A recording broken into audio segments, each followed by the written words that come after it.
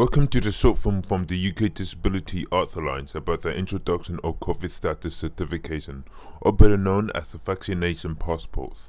The film features contribution from We Should Not Be Removed co-founder Andrew Miller, who is a white man with glasses wearing a black jumper in front of an orange blind. We Should Not Be Removed administrator Ellie Page, who is a young female wearing glasses in front of a black curtain, and Andrew Lansley, who is a We Should Not Be Removed convener. He is wearing a red shirt with a dark heather grey hoodie in front of a white background. I'm deeply troubled by the integration of health data into cultural participation. I'm also alarmed by the potential exclusion of disabled people in a two-tier reopening of our sector, introducing additional barriers in ticketing that might shift policy away from the social model of disability. I personally disagree with the current proposals for a COVID status certification for a number of reasons.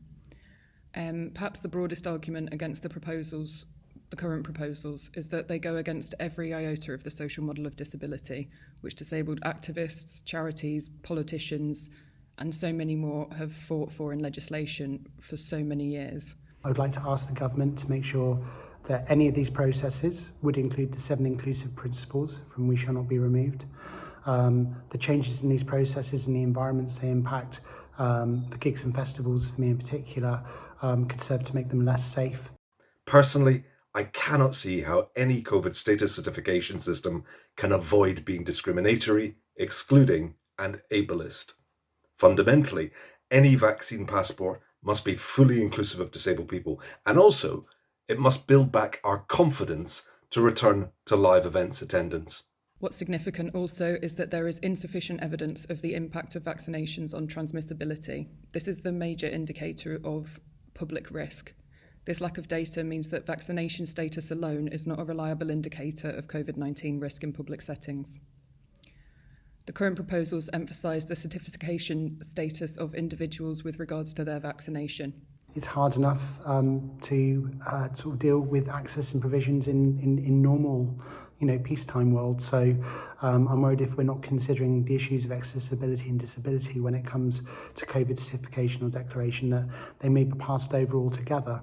The idea of having to go through more of this unpaid, time-consuming and emotionally exhausting labour for a new piece of paper, and then again, in order to obtain yet another new piece of paper to validate the other piece of paper, is quite frankly just awful. I'd like to call on the government to step up when it comes to our cultural restart. I'd like them to include the 7 inclusive principles in their planning and make sure that any impacts are considered and tested thoroughly before any policy is decided. After everything that has happened over the last year, we should be coming out of this awful period with a renewed spirit of community, togetherness, hope and liberty. We should not be re-emerging into an even more divisive and unjust society. We risk a two-tier society where the poorest and most marginalised of us, and anyone who does not or cannot comply with this unprecedented demand for medical intervention, will be denied basic socio-economic opportunities and will have less freedom than their neighbours, colleagues and friends. We want to see our sector reopen at the earliest opportunity, but it must do so safely and inclusive of everyone. After all, that's why we named our campaign, We Shall Not Be Removed.